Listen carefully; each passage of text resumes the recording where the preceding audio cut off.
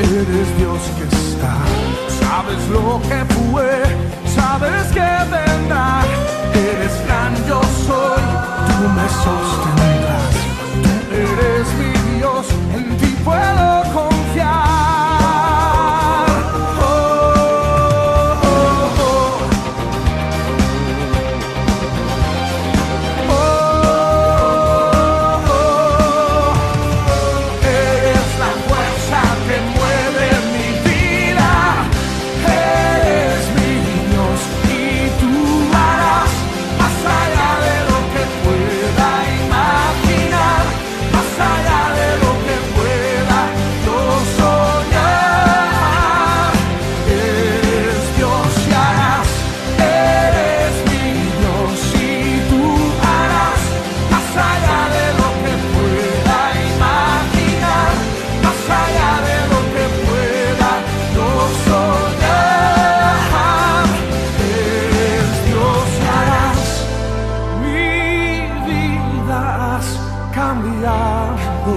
Salvado hoy, yo vivo por tu gran amor, por tu gran amor.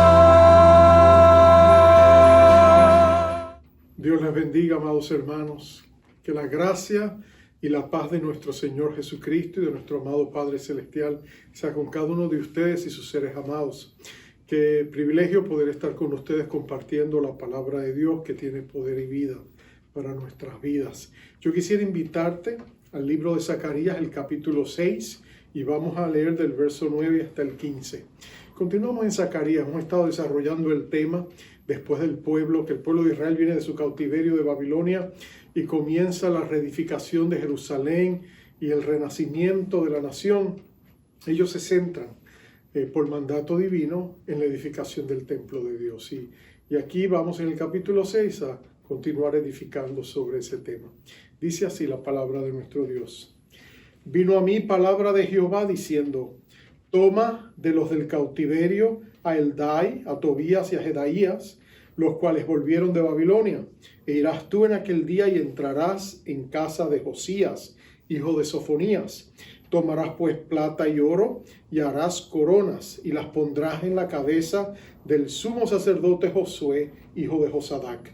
Y le hablarás diciendo, así ha hablado Jehová de los ejércitos, diciendo, he aquí el varón cuyo nombre es el renuevo, el cual brotará de sus raíces y edificará el templo de Jehová.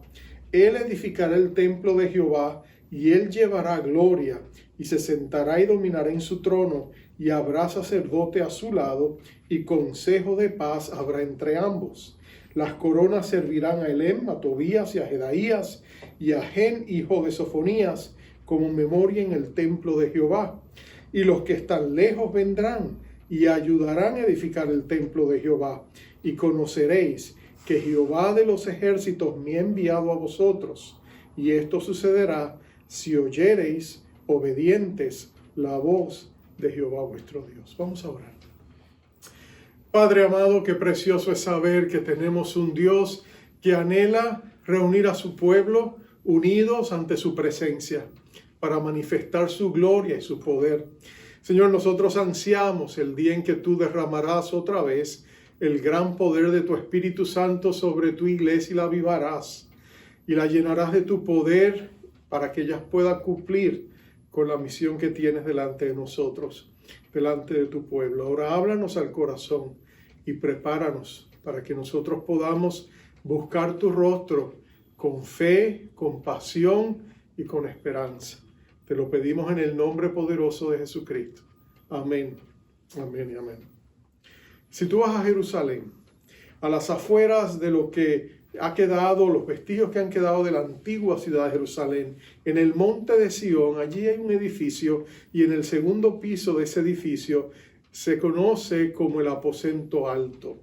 En la iglesia del aposento alto, allí se ha edificado este lugar que data siglos atrás y que algunos piensan que fue el lugar donde Jesús tuvo la Santa Cena, donde Jesús lavó los pies a los discípulos, donde Jesús tuvo varias apariciones después de la resurrección, donde los discípulos orando eligieron al sucesor de Judas, a Matías, pero también el lugar donde en el día de Pentecostés Dios derramó el gran poder de su promesa, del Espíritu Santo, que cayó sobre los 120 discípulos que estaban allí reunidos. Y allí fue el nacimiento de la iglesia.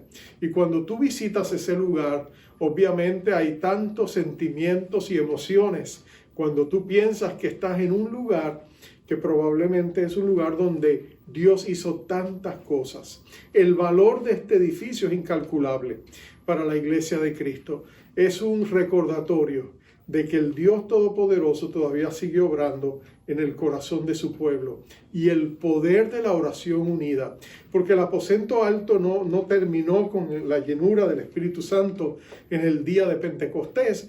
El aposento alto se convirtió en el centro de operaciones de la iglesia primitiva.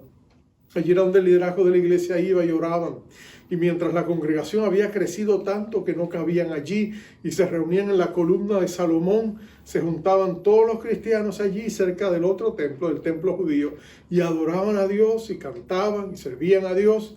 Pero era allí en el aposento alto cuando 5 años después, nos dice el libro de los Hechos, en el capítulo 4, vino una nueva infusión de poder sobre ellos.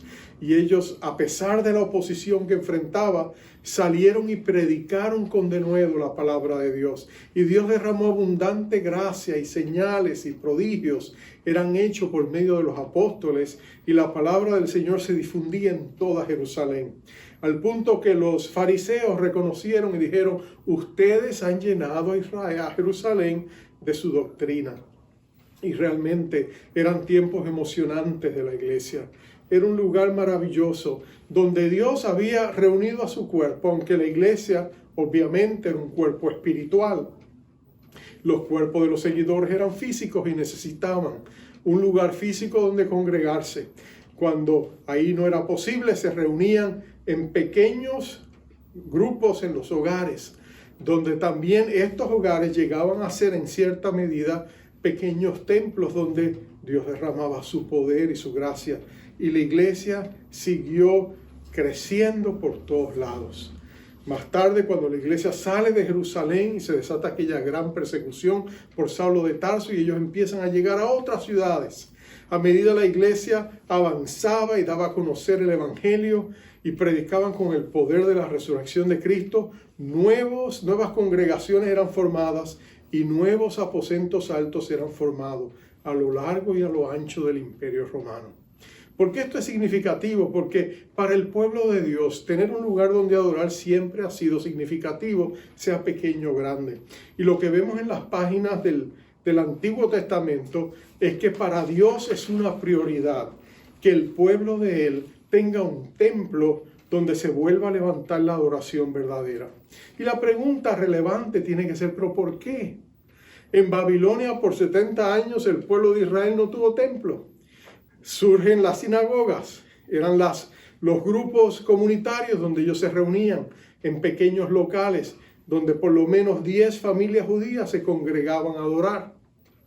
¿Por qué al regresar de Babilonia del cautiverio, Dios pone tanta atención en la reconstrucción del templo? De hecho, es el centro de la visión del renacer de la nación de Israel cuando regresan de Babilonia. ¿Por qué esa importancia? ¿Por qué era que Dios quería edificar el templo? ¿Qué tenía el templo que era llamativo? ¿Y por qué Dios le da tanto énfasis? Porque si tú recuerdas, las grandes lumbreras de los profetas del pasado que habían predicho lo que iba a suceder en ese tiempo, los grandes profetas de Isaías, Ezequiel y Jeremías, todos apuntalaban al templo. Y si tú ves a Ageo y tú ves a Zacarías, ellos se acercan a la nación, a los líderes de la nación, el gobernador Zorobabel y el sumo sacerdote Josué, hijo de Josadac, y ellos son los que le dan fuerzas. Pero otra vez, el centro está en la edificación del templo. ¿Por qué era tan importante?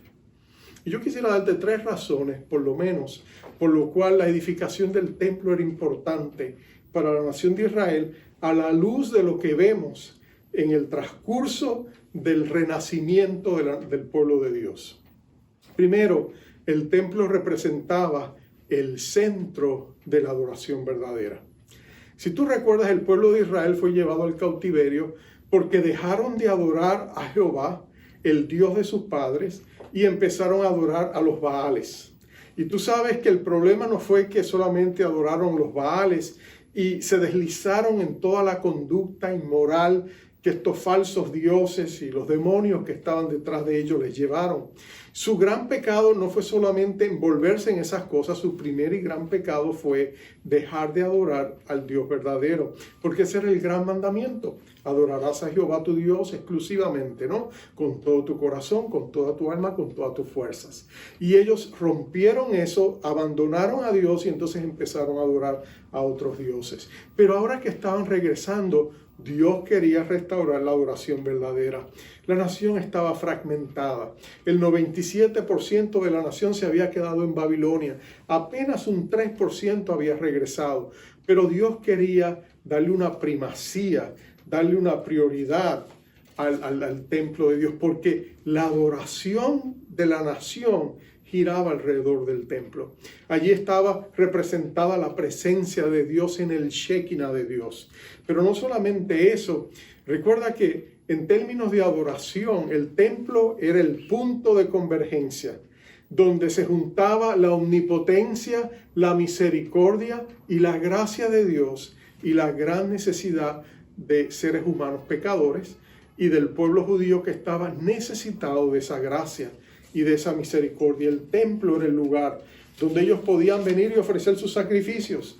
Era el lugar donde ellos venían, se presentaban delante de Dios y hacían sus votos. Era el lugar donde ellos podían disfrutar de la presencia manifiesta del Dios que moraba en ese templo. Y si tú lees las páginas del Antiguo Testamento, tú lees lo que había escrito David, lo que habían escrito otros, el mismo Moisés. En sus escritos tú podías ver la tremenda reverencia que ellos tenían por ese lugar sagrado. Cuando David escribe el Salmo 27 y en el verso 4 dice: una cosa he demandado a Jehová, esta buscaré, que esté yo en la casa de Jehová todos los días de mi vida, para contemplar la hermosura de Jehová y para inquirir en su templo. Él estaba pensando en el santuario que Moisés había dejado ahí donde él iba, y también el otro santuario de adoración que David había levantado y que 24 horas al día, 365 días del año, había constante adoración, música, canto, incienso, donde el tabernáculo de David era un lugar donde David también iba allá a buscar la presencia de Dios. En el Salmo 26:8 él dijo: Jehová, la habitación de tu casa he amado, y el lugar de la morada de tu gloria. Está hablando de ese santuario. Ahora, acuérdate que el santuario se le reveló a Moisés como una sombra de un santuario celestial. Eso es lo que nos dice el libro de Hebreos. Dios le reveló a Moisés las cosas que tenían que estar allí. Desde el mobiliario que estaba allá, desde el arca del pacto que estaba allá, cómo se hizo, todos los utensilios. Era, dice la palabra, una sombra de la realidad celestial del templo celestial. Entonces había una conexión entre el cielo y la tierra en términos de la adoración. Y cuando el mismo Moisés dejó escrito en aquellos salmos que él escribió, el Salmo 90, el Salmo 91, posiblemente el Salmo 92, él escribió y dijo, cuando él escribe en el Salmo 90, 17, sea la luz de Jehová nuestro Dios sobre nosotros, y la obra de nuestras manos confirma sobre nosotros. Sí, la obra de nuestras manos confirma. Él estaba pensando en el momento en que el sacerdote venía y en el tiempo de la bendición sacerdotal levantaba sus manos y bendecía al pueblo y le decía que el rostro de Dios, que la luz que emana, que vislumbra del rostro de Dios, esa luz de agrado, de bendición, del favor divino, venga sobre usted. Él estaba pensando en el templo de Dios. Y cuando él escribió ese Salmo 91:1, que es para nosotros gran consuelo, el que habita al abrigo del Altísimo morará bajo la sombra del Omnipotente. Él estaba pensando en el templo también, porque acuérdate, para el judío Dios moraba en ese templo. Ellos sabían que Dios estaba en todas partes, ellos sabían que Dios era omnipresente, pero la Shekinah de Dios, que representaba el hecho que Dios moraba con ellos, estaba allí ilustrado en aquel templo. Entonces, para el judío, la adoración era el corazón de la nación. Y Dios quería que el pueblo empezara poniéndolo a Él en el centro de toda la vida de la nación. Y que el pueblo se conectara con Él y lo adorara en espíritu y en verdad. El templo físico era sumamente importante para que toda la comunidad adoradora pudiera venir y conectarse con Dios. Pero no era solamente un centro de adoración, era también un centro para la vida de comunidad de la nación. Para un judío, ir a la casa de Dios le daba inmensa alegría. De hecho, en el Salmo 122, del 1 al 3, dice: yo me alegré con los que me decían, a la casa de Jehová iremos. Nuestros pies estuvieron dentro de tus puertas, oh Jerusalén. Jerusalén que se ha edificado como una ciudad bien unida entre sí. Nota, para el judío, y el Salmo 122 es parte de lo que se conoce como los salmos graduales. Eran los salmos que los peregrinos para los tiempos de fiesta, cuando venían y subían a Jerusalén, que está en una montaña, cuando ellos venían de todas partes de Israel, de las 12 tribus, o que venían del exterior porque eran residentes fuera de Israel, pero venían a las fiestas porque se consideraban judíos. Nota, ellos venían con alegría y había un punto en las afueras donde ellos empezaban a cantar estos salmos graduales. A medida iban ascendiendo hasta llegar al templo. Y estos salmos, los graduales, que van del 120 al 134, eran salmos que ellos cantaban llenos de gozo, porque sentían la alegría y la pasión de ir a visitar lo que ellos llamaban la casa de Dios, donde Dios mismo les había dicho: allí pondré mi corazón, en mi casa, allí pondré mi voluntad, allí pondré mi nombre. Y que ellos sabían que aun cuando las cosas fueran mal y ellos estuvieran bajo la disciplina divina, ellos podían ir a ese templo y humillarse delante de Dios. Y Dios había prometido al rey Salomón: si se humillare mi pueblo, sobre el cual mi nombre es invocado, y buscar en mi rostro, viniendo al templo, obviamente. Entonces Dios promete que le escucharía, vendría y sanaría la tierra. Ahora, tú y yo vivimos en tiempos modernos. El templo de Israel no existe en este momento. Lo único que queda es aquel muro de lamentaciones, el vestigio de lo que fue aquel tiempo, al templo glorioso. Y tú sabes cómo los judíos visitan ese templo, oran sobre ese templo, escriben sus peticiones a mano y las meten en los huecos de ese templo, como si ponerlas allí fuera de alguna manera estar más cerca de Dios. De hecho, el muro de lamentaciones es para el pueblo judío el centro en cierta medida de esa vida de adoración, el remanente que queda de aquel glorioso templo.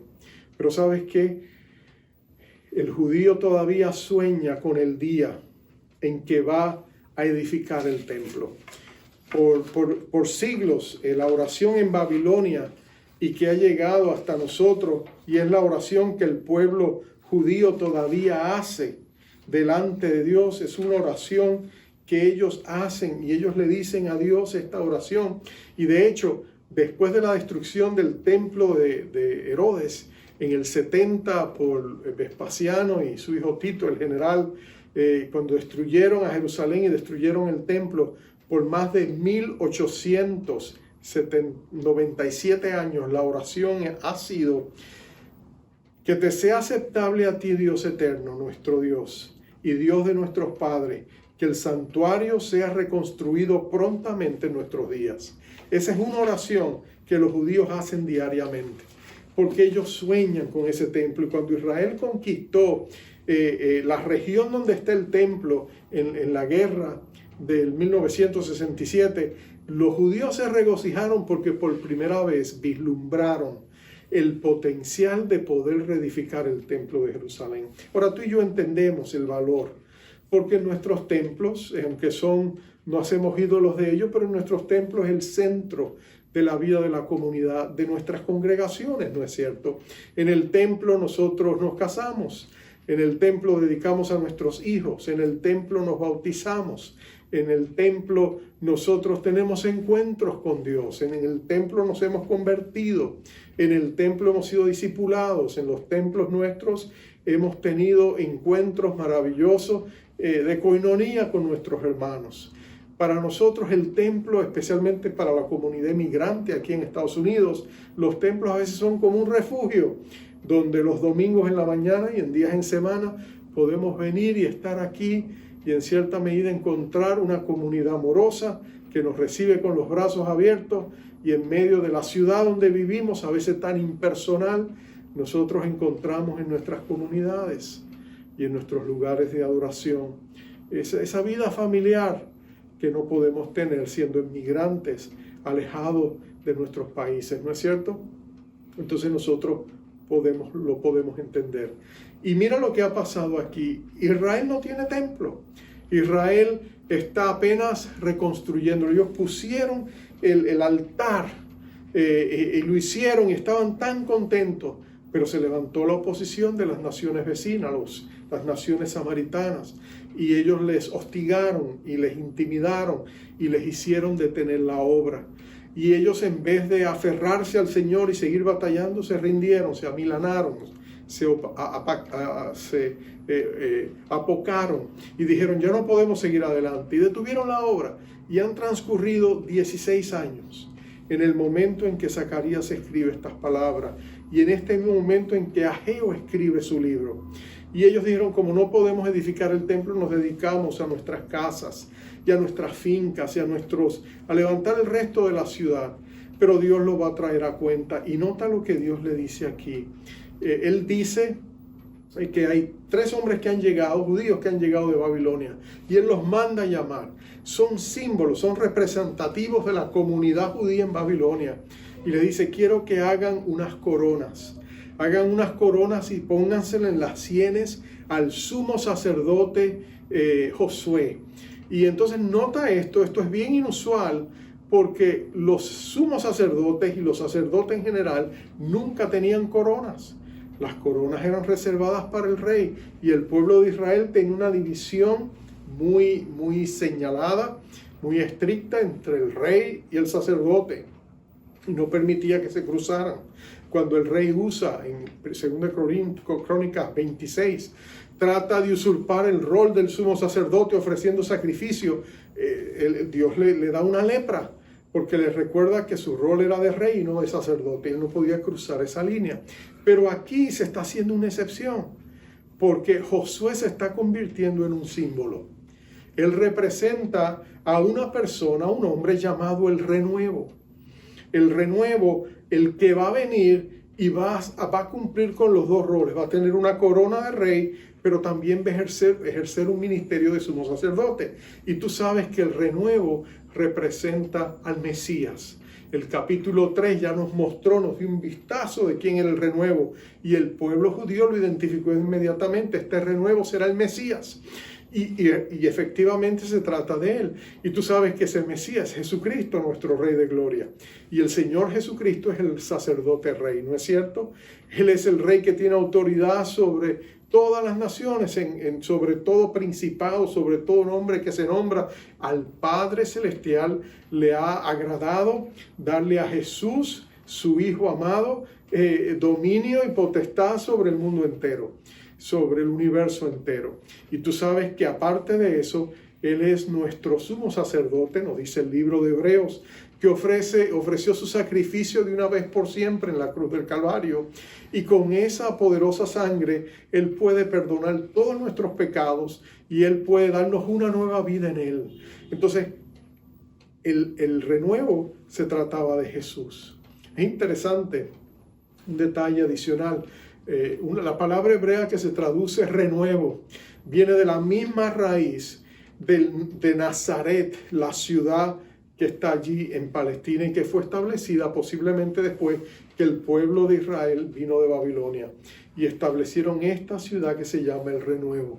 es lo que significa Nazaret. Y lo interesante es que cuando el niño Jesús es llevado a Egipto para su protección, cuando ellos regresan y están buscando dónde ubicarse, ellos no regresan a Belén, donde él había nacido.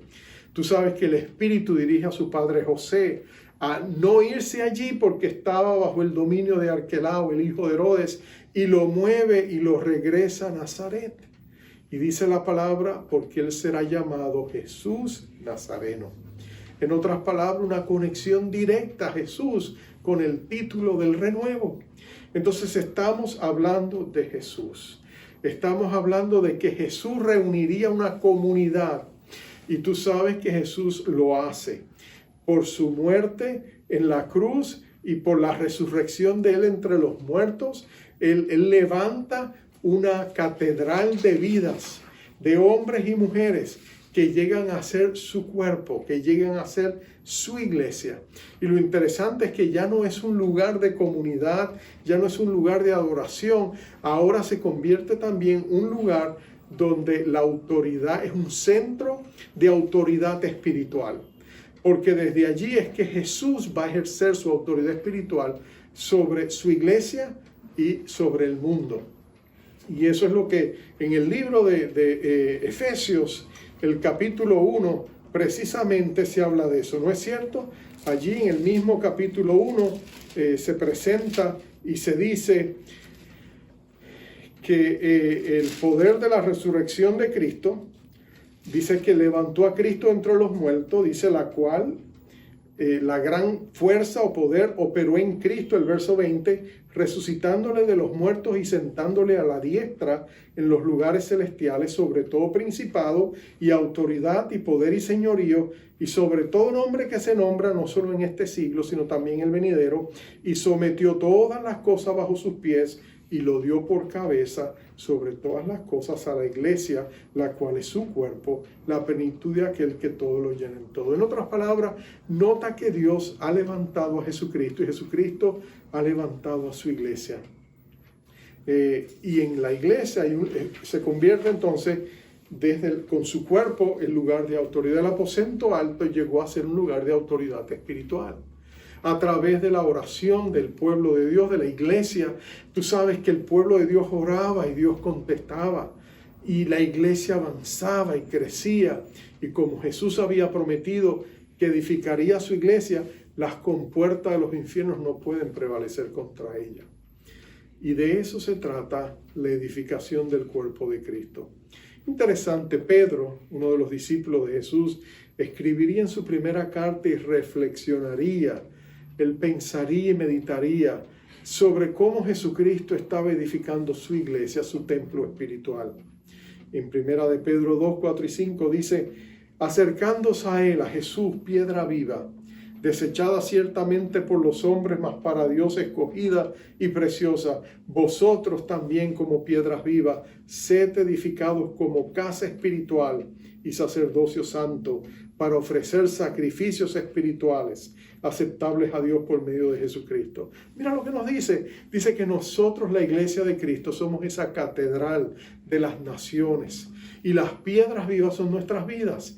Cada uno de nosotros es una piedra viva en esa casa espiritual que Dios está reuniendo de todas las naciones, las tribus, de todas las lenguas.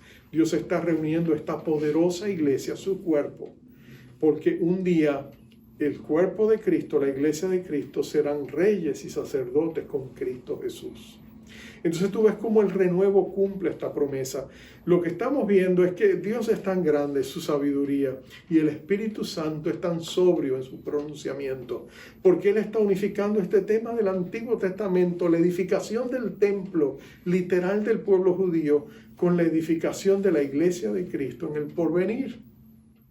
Y cómo nosotros vamos a hacer ese cuerpo. Y Él continúa diciendo en el verso 9, mas vosotros sois linaje escogido, real sacerdocio, nación santa, pueblo adquirido por Dios, para que anunciéis las virtudes de aquel que os llamó de las tinieblas a su luz admirable. En otras palabras, como eclesía o iglesia de Cristo, como pueblo de Dios, Hemos sido transferidos del reino de las tinieblas al reino de su luz admirable.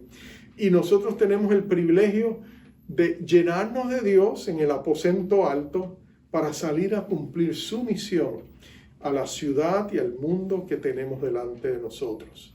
Por eso es vital que la Iglesia de Cristo tenga ese lugar donde puede congregarse para estar en la presencia de Dios, recibir la llenura del Espíritu Santo y luego, como centro de operaciones, planificar la estrategia dirigida por el Espíritu Santo de cómo ganar a su ciudad para Cristo. Y lo precioso de todo es que saliendo de esta pandemia, el anhelo de Dios es precisamente eso. Dios está por visitar su iglesia. Él está por empoderar su iglesia. La iglesia de Dios tiene que estar unida, porque cuando la iglesia de Dios está reunida junta, es cuando Dios manifiesta su poder. Es cierto que la gran mayoría de los avivamientos surgieron muchas veces en grupos pequeños, en hogares o en diferentes lugares, donde Dios reunió a esos intercesores y derramó su espíritu sobre ellos. Pero si tú estudias cuidadosamente la historia de esos avivamientos, tú te vas a dar cuenta que tarde o temprano esos encuentros pequeños se convirtieron en grandes concentraciones del pueblo de Dios, empoderada por el Espíritu Santo, reuniéndose en lugares, reuniéndose en iglesias. Cuando tú ves los grandes templos que tristemente hoy son museos, en mucha parte de Europa, la iglesia de Lutero, la iglesia de Wesley, la iglesia del mismo Spurgeon, hoy son grandes museos, muchos de ellos. Pero ¿sabes qué? One Knox es otro. Pero cuando Dios hizo su mover en sus días, esos lugares eran centros de vida y movimiento, donde Dios empoderaba a su pueblo y lo mandaba por las calles de esas ciudades, como el mismo tabernáculo de Alberto Benjamin Simpson aquí en Manhattan, y salían por todos lados a recoger la cosecha, y esos lugares se convirtieron en los graneros de esa cosecha. Así que estamos viviendo en tiempos emocionantes. La iglesia está por salir y Dios va a recoger su iglesia con grandes misericordias. ¿Quieres tú ser parte de eso? ¿Quieres tú ser parte de lo que Dios va a hacer? Entonces tenemos que unirnos, tenemos que buscar su rostro, tenemos que orar, tenemos que ser parte de la comunidad de Dios. Y ten por seguro que cuando Dios mueva su poder y su espíritu en muchos lugares, quiera Dios y sea en todas las iglesias de nuestra comunidad, que estén llenas de gente que están llenas de Dios. Y entonces tú verás que Dios cumplirá su gran meta de alcanzar a miles y millones de personas con el evangelio salvador de nuestro Rey Jesucristo. El evangelio sigue siendo, y la iglesia, la única esperanza que tiene este mundo. Vamos a orar. Oh Padre amado, la verdad es que tú sabes todas las cosas. Nosotros a veces solo podemos imaginar, conjeturar, pero tú tienes un propósito definido a favor de tu iglesia. Tú amas a tu iglesia con un corazón perfecto. Y aunque hemos pasado por este túnel oscuro de esta pandemia, Señor, estamos apenas saliendo, pero tú nos vas a levantar con grandes misericordias, y tú vas a dar una gran cosecha para tu pueblo, para que estemos listos para alcanzar a los pródigos y perdidos de nuestra ciudad. Te pedimos, oh Dios, que nos empoderes. Te pedimos, oh Dios, que obres en nuestros corazones. Señor, que no solamente sanes las heridas que llevamos, pero que también, oh Dios, después de esta pandemia, pero que también, oh Dios, tú nos empoderes, tú derrames del poder de tu Espíritu, para que nuestra iglesia pueda estar unida una vez más, llena de ti, para cumplir el deseo y el agrado de tu corazón, de salir a buscar los que se habían perdido. Esa fue tu misión aquí en la tierra, Señor Jesús. Ayúdanos a cumplirla. Danos las fuerzas y el poder. Danos la vida que es en Cristo Jesús. Y llévate la gloria por lo que vas a hacer. Mira el corazón de nuestros hermanos que escuchan este mensaje. Quizás se sienten solos. Quizás se sienten en cierta medida separados de esta vida espiritual. La iglesia ha sufrido tanto, una iglesia que en esta pandemia muchas veces fue cerrada, que muchas veces tuvieron que pasar por diferentes mandatos gubernamentales que impedían que se estuvieran reuniendo, y aún todavía sufrimos algo de eso.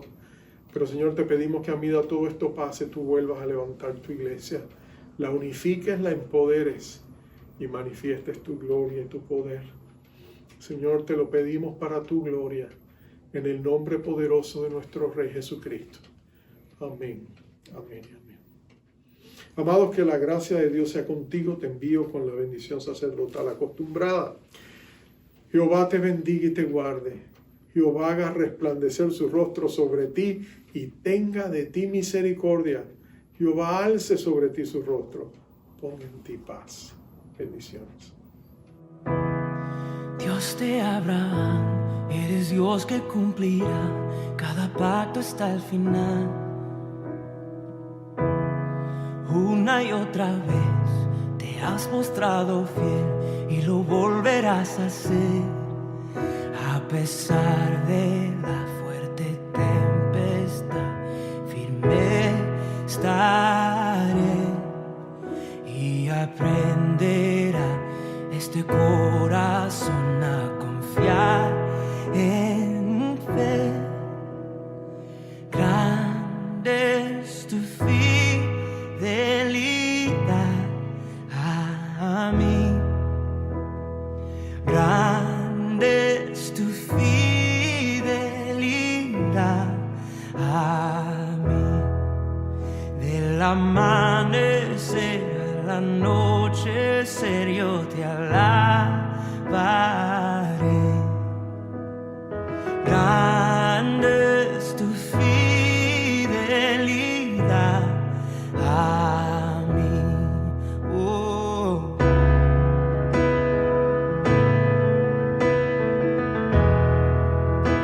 Oh, tu fidelidad es grande, es grande. Oh.